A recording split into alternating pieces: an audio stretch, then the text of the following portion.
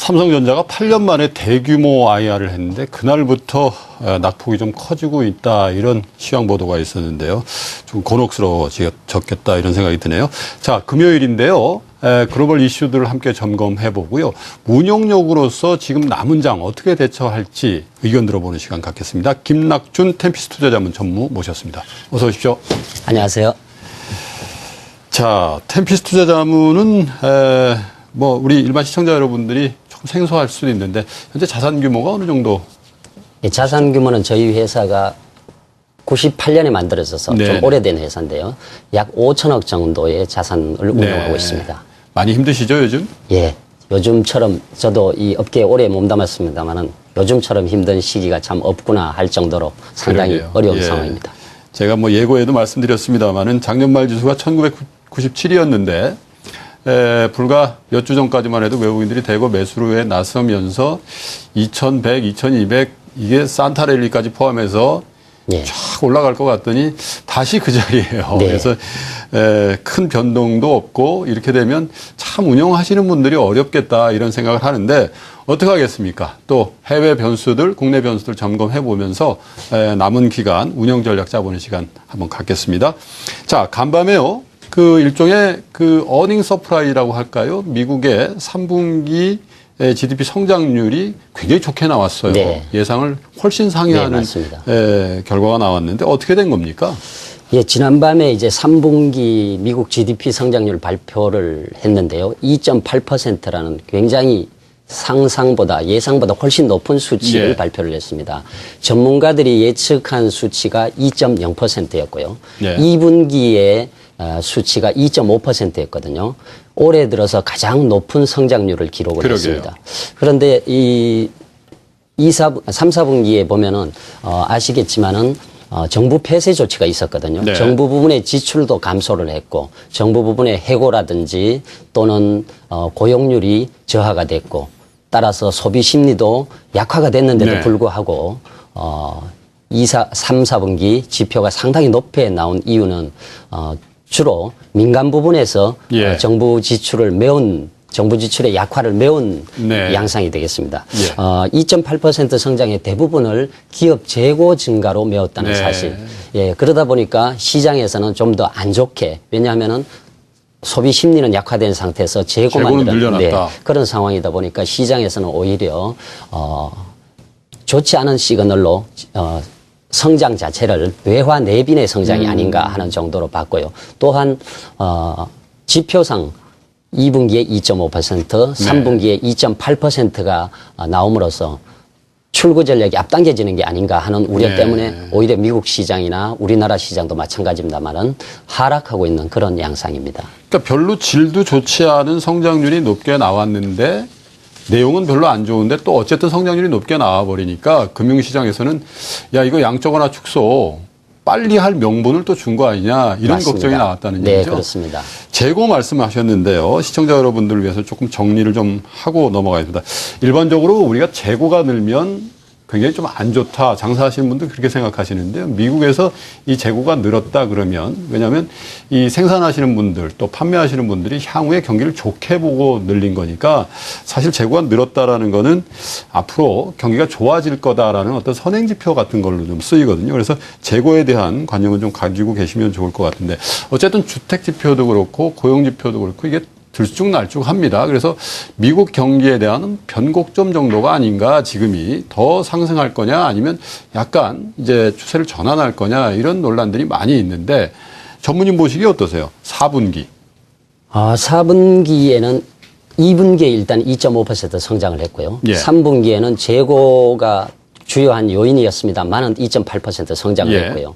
그리고 3분기에 보면은 국제 유가가 많이 하락을 했습니다. 네. 그리고 부동산이나 주식 가격 같은 경우에 자산 가격이 상당 부분 상승해 있는 네. 상태거든요. 그러다 보니까 4분기에도 3분기에 그러한 셧다운의 영향이라든지 정부 폐쇄 조치로 정부 지출이 감소하는 이런 영향에도 불구하고 네. 3분기 성장률이 높았고 4분기에도 그러한 추세는 이어질 것으로 생각을 하고 있습니다. 예. 그러니까 미국의 그 분기 성장률이니까 연환산 성장률이니까 네. 4분기에도 이 정도 나온다는 얘기는 네. 거의 3%에 가까운 맞습니다. 연간 성장률이 나온다 네, 이런 그렇게 얘기가 판단하고 되겠네요. 있습니다. 우리 경제에도 굉장히 중요한 영향을 미칠 것 같은데 사실 11월 말에 또 블랙 프라이데이 그러니까 추수감사절 쇼핑 시즌이 있고 12월 달에는 크리스마스 시즌이 있으니까 과연 이 소비 쪽에서 얼만큼 받쳐주느냐 이게 관건일 것 같아요. 예, 그렇습니다. 어떻게 보세요? 미국 소비는? 잠깐 전에 말씀드렸다시피 3, 4분기에 자산 가격은 오른 상태입니다. 지금 뭐 예. 불안하기는 하지만은 예. 그리고 유가도 하락한 상태고요. 전반적으로 2분기보다는 여건이 나아졌다라고 네, 생각이 듭니다. 네. 작년보다 나아졌고요. 그렇다면은 소비 시즌인 연말로 갈수록 네. 지표는 소비 지표 중심으로 해서 좋아진다. 좋아질 것으로 판단하고 있습니다. 그러면 참 좋겠습니다. 왜냐하면 재고를 이미 늘려놨다고 하니까 그렇습니다. 이거 잘 팔리면 네. 그만큼 또 돈이 선순환 구조로 갈 텐데 자 유럽에서도 어제 또 그 예상의 결과가 나와서 예상하신 분들도 있겠습니다만은 0.5%였던 기준금리를 0.25 이게 더 낮출 데도 없는 금리인데 또 낮췄군요. 맞습니다. 그래서 경기를 좀 살려보고자 하는 것 같은데 그 내용도 한번 점검해 주시죠. 예, 어제 미국 GDP 발표에 앞서서 예. ECB에서 전격적으로 그야말로 전격적으로 금리 인하를 했습니다. 네. ECB 기준금리가 인하 전에 0.5%였거든요. 그렇죠. 상당히 낮은 수준, 사상 최저치였는데도 불구하고 더 낮췄다는 얘기는 시장에 유럽 경제가 상당히 어렵다 이런 어렵다. 메시지를 준 것 같습니다. 물론 유럽의 최대 주주라고 할 수 있는 독일의 경우에는 경제 여건이 좋습니다. 물가 상승률도 적절하고 독일만 수출도. 보기가 청청해요. 예, 그렇습니다. 남유럽을 중심으로 해서 상당히 어려운 상황이거든요. 예. 그러한 어려운 상황을 타개를 해보고자 하는 강력한 그 메시지의 표현이 아닌가 그런 생각을 하고 있습니다. 네. 0.5에서 0.25로 낮췄어요. 자, 14일 우리도 이제 다음 주 목요일이면 금융통화위원회 합니다. 최근에 금융통화위원회 하면 금리 얘기는 쑥 들어갔어요. 예. 뭐 올리지는 당연히 않을 것 같고 추가로 내리기는 좀 부담스럽다 이런 입장인 것 같은데 어떻게 보세요? 이번 금통위에서도 큰 변동은 없겠죠? 예, 저도 그렇게 판단하고 있습니다. 14일이 옵션 만기일이거든요. 예. 저는 이제 선물 옵션의 전문가로서 옵션 만기일이다 보니까 금융통화위원회의 금리 결정이 굉장히 네. 관심을 갖고 있는데요. 예. 따라서 시장의 변동성이 어떻게 될 것인가 하는 측면에서 좀 관심 있게 보고 있습니다. 그런데 현재의 금융통화위원회의 여건을 보면은 예. 현재 우리나라 물가가 상당히 안정돼 있습니다. 그렇죠. 특히 농수산물 같은 경우에는 가격이 상당폭 하락을 했거든요. 배추 같은 건 폭락해서 막 네, 갈아 맞습니다. 엎는다는 거 아니에요? 농어민 입장에서 보면은 굉장히 그러게, 안타까운 안타까운 얘기입니다만은 물가를 관장하는 한국은행 입장에서 보면 반가운 일이라고 할 수가 있겠죠. 그래서 물가가 안정된 상태이고 또한 지표상으로 경기가 부분적으로 회복이 되고 있습니다. 네. 예, 실적도 전년 동기 대비 늘어나고 있고요. 그래서 물가는 안정된 상태에서 기업의 실적이 좋아지고 경기 회복 지표들이 나오는 상황이기 때문에 굳이 금리를 오르거나 내려서 시장에 충격을 줄 필요는 없지 않을까 그런 생각을 하고요. 또한 이머징 마켓 전체로 보더라도 얼마 전까지만 해도 브라질이다, 인도다, 남아공이다 해서 금융시장의 불안정성이 굉장히 증폭되는 상황이었거든요. 네. 아직 그 불씨는 남아 있다라고 판단을 합니다. 이런 상황에서 금리의 선제적인 대응이라든지 할 필요가 있을까 하는 생각이 듭니다. 네. 기준금리는 동결적으로 보신다 이런 얘기고. 네, 그렇습니다. 자, 선물시장 잠깐 말씀을 해주셨는데 최근에 이제 외국인들이 현물 시장에서는 매도로 돌아섰어요. 오늘도 전장에 꽤 많은 물량을 내놓고 있습니다. 물론 뭐 예전에 살 때보다는 이 매도 물량이 이렇게 큰 건 예. 아닙니다만은 어쨌든 매도 전환했다라는 게 중요할 것 같은데 선물 시장 분위기는 어때요, 외국인들? 예, 외국인들의 그 현물과 선물을 때때로는 보면은 그 구분해서 네. 선물을 사기도 하고 현물을 팔기도 하고요. 네. 반대의 경우 현물을 사고 선물을 팔기도 하는 경향이 예. 있습니다만은 최근 경향의 움직임을 보면은 외국인들이 선물을 현물과 동시에 최근 1, 2개월 동안 꾸준히 사서 예. 매수 포지션을 누적을 했습니다. 네. 9월까지만 해도 9월 중순에 선물 옵션 만기일 전까지만 해도 외국인들은 매도 포지션이 2만 계약 이상이었거든요. 예. 그 매도 포지션을 반대로 바꿔서 매수 포지션으로 유지를 하고 있습니다. 그 상황에서 주가 지수가 올라갔고요. 그 과정에서 1850포인트에서 2050포인트 이상으로 예. 한 10% 이상 오른 상태에서 현물 매도와 동시에 선물 매도가 지금 진행이 되고 있는데요. 현선물 다 판다 이거죠? 네, 그렇습니다. 그런데 현재 상황을 보면은 선물을 공격적으로 팔지 않는다는 점이 예. 굉장히 외국인들의 스탠스를 볼 수 있는 입장입니다. 네. 저는 선물 시장에 오래 몸담다 보니까 선물 시장을 통해서 현물 시장을 보는 그런 게 좀 익숙한데요. 네. 선물 시장에 베이시스를 마이너스로 만들어가면서 파는 그러한 강력한 매도세가 아니라면 네. 상승 과정 중에 일부 조정하는 그러한 쉬어간다 정도의 이거죠? 장세로 판단이 들고요. 따라서 오늘 2000포인트가 무너졌습니다만 2000포인트 이상에서는 선물을 포함해서 현물의 매도가 지속됐지만은 네. 선물의 경우에는 2000포인트 이하에서는 매수를 병행을 하지 않을까 그런 예. 생각을 갖고 있습니다. 그러니까 2000포인트 밑에서 외국인들이 선물 매도를 과감하게 하지 않는 이상 네. 일종의 지지 역할을 해줄 거다. 이런 그렇습니다. 얘기시고 또 우리 투자자 여러분들도 외국인 동향이 지금 뭐 거의 100%잖아요. 외국인 맞습니다. 사면 올라가고 외국인 팔면 내려가는 시장이니까 외국인들이 현물에 어떤 종목을 사는 것도 유심히 봐야 되지만 선물 포지션을 어떻게 운용하고 있는지를 봐야지만 이 주가의 향배에 대해서 조금 더 정확한 진단이 될 것 같아요. 자, 14일 날 옵션 만기가 돼 있잖아요. 네. 그러면 외국인들은 어떤 포지션을 유지를 할 것 같고 또 그 외에 우리 투자자 여러분들이 14일이면 이제 며칠 남았습니다만은 어떤 그 부가적인 그 조금 고려를 하셔야 될지 그 부분도 예. 좀 짚어주시죠. 다음 주 목요일이 옵션 만기일인데요. 금융통화위원회의 금리 결정과 맞물려서 네. 시장의 루머에 따라서 변동성이 좀 추가는 될 것 같습니다만 네. 큰 아까 말씀드린 대로 금리의 변동은 큰 영향을 미치지 못할 것 같고요. 예. 선물 시장 자체의 변수에 의해서 좌우가 될 것 같습니다. 예. 특히 외국인 투자자들을 포함한 메이저들의 판단이 어떻게 되겠느냐 예. 하는 건데 사후적으로 알 수는 있어도 사전적으로 판단할 수 있는 건 제가 생각할 때는 베이시스의 움직임입니다. 선물 시장에서 약간 전문적이긴 합니다만은 베이시스가 플러스인 상태를 콘탱고라고 하고요. 예. 정상 시장이라고 할 수가 있죠. 상승 장세에서 주로 나타나고 반대의 경우 베이시스가 마이너스인 경우에는 예. 백워데이션이라고 하는데 하락 장세나 조정 장세에서 네. 많이 나타나고 있습니다. 최근에 시장이 상승을 하면서 당연히 베이시스가 플러스인 정상 시장으로 회귀를 했고요. 예. 최근에 2060포인트에서 2000포인트 이하로 하락하는 과정에서 외국인들이 현물과 선물을 동시에 매도를 했지만은 베이시스는 여전히 유지되고 있나 보죠? 플러스를 유지하고 예. 있습니다. 따라서 외국인들이 공격적으로 장을 파는 시장은 아니다라고 판단이 들고요. 또한 다음 주에 특별한 그 악재나 하는 것이 예상되지 않습니다. 따라서 베이시스가 악화되면서 프로그램 매물이 나오고 주가가 하락하는 그러한 악순환은 벌어지지 않고 있고요.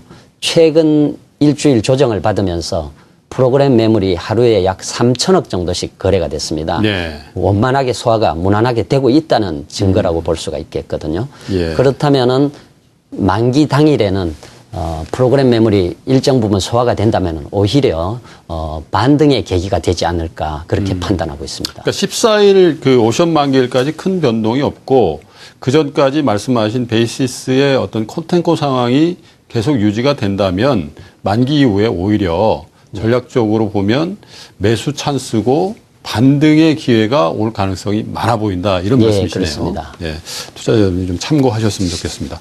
자, 오늘 주말인데요. 다음 주에 이제 뭐 저희 금융통화위원회도 있고요. 또 미국 장도 이게 사상 최고치 쳤다가 또 어제는 큰 폭으로 나스닥 같은 경우는 2% 가까이 빠졌어요. 그래서 변동성이 좀 커져가고 있는데 우리 시장을 전망하면서 저희가 조금 더 짚어야 될 사항 어떤 게 있을까요? 예, 이번 주말에 내일부터 중국 공산당 중앙위원회 그렇죠. 예, 그게 있네요. 삼중전회라고 예. 줄여서 부르는 회의가 열립니다. 네. 중국의 그 주요 경제 정책들이 밝혀지는 그러한 시기가 되기 때문에 그렇죠. 우리가 관심을 기울여야 되는데요. 시진핑 주석도 뭐 공개적으로 표현을 했습니다마는 중국이 더 이상 초고성장 국가가 될 수 없다라고 네. 말하자면 성장의 패러다임을 바꿔야 바꾼다. 된다라고 얘기를 하고 있지 않습니까? 예.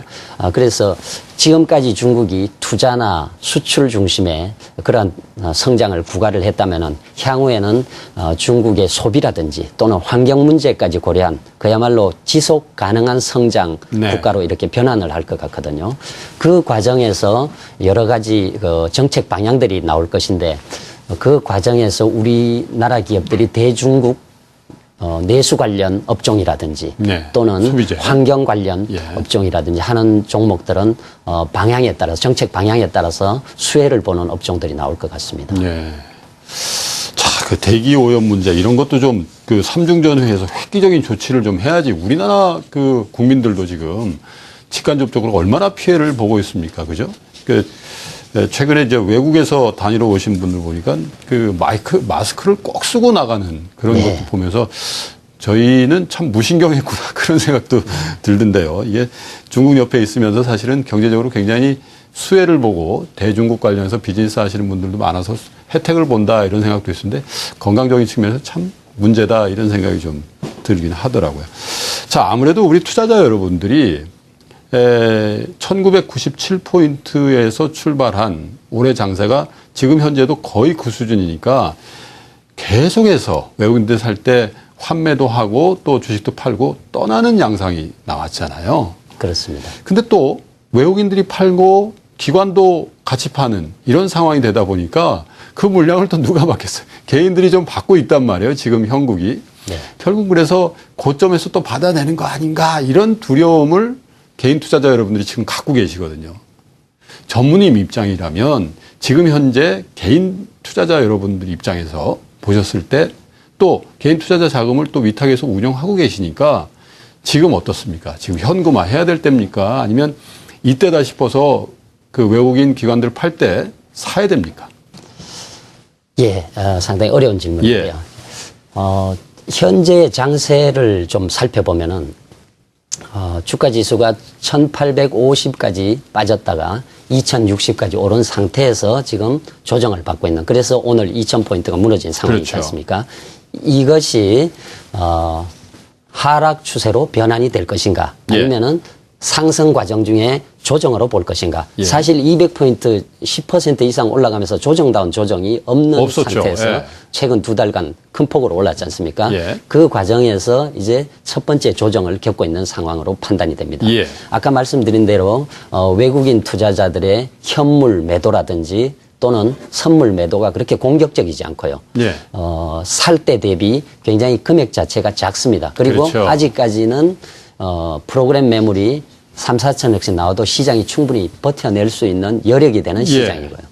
따라서 외국인들의 공격적인 매도 내지는 선물 시장에서의 매도 예. 이런 것들이 당분간 일어날 것 같지 않고요.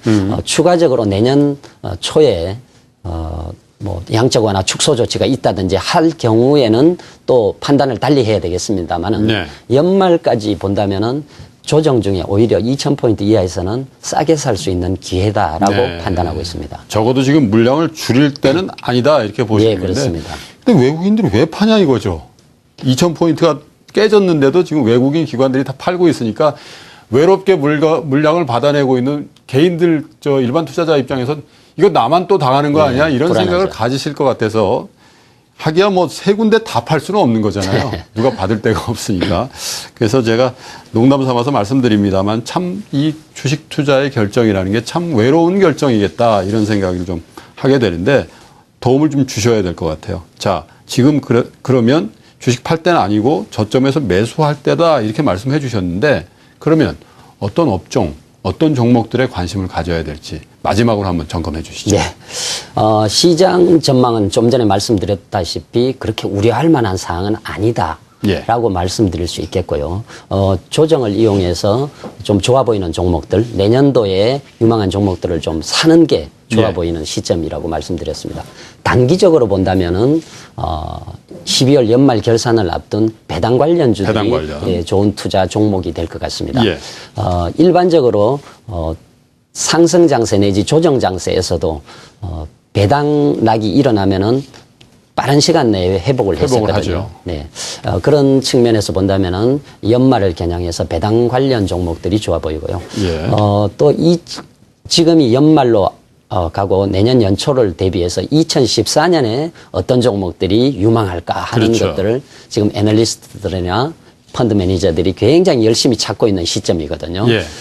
따라서 그러한 움직임들을 먼저 좀 캐치할 수 있으면 굉장히 좋을 것 같은데요. 네. 그런 측면에서 본다면은 아까 중국과 관련해서 잠시 말씀을 드렸습니다만은 뭐 친환경 관련주라든지 예. 뭐 구체적으로 얘기하자면은 뭐 LED 관련주라든지 예. 또는 신재생 에너지 관련주 그런 종목들 예. 또한 한국이 뭐 세계적으로 IT 강국 아닙니까? 그리고 그렇죠. 원천 기술도 갖고 있고요. 원천 기술이 있는 IT 관련주들, 세계적인 경쟁력이 있는 IT 부품주들 그런 종목들은 뭐 이런 기회에 좀 사서 담아둬야 되지 않을까. 또한 중국의 내수 확대와 관련해서 중국의 소비 시장에 경쟁력이 있는 자동차나 타이어 또한 음식료 같은 필수 소비재 관련 종목들이 네. 수익률이 내년도에는 나아 보입니다. 역시 중국이 변수네요. 그죠? 그렇게 중국이 이렇게 경제 성장을 견고하게 해주면서 우리 제품들을 많이 사주는 그런 업종들에 좀 관심을 가져보자 이런 말씀이셨던 것 같아요. 시청자 여러분, 템피스 투자자문의 김낙준 전무께서는요. 지금 2,000포인트가 깨졌습니다. 이 시점에 일반 투자자분들이 기관과 외국인의 물량을 받아내고 있는데 지금 동반 매도에 나설 때는 아니다 이렇게 판단해 주셨고요.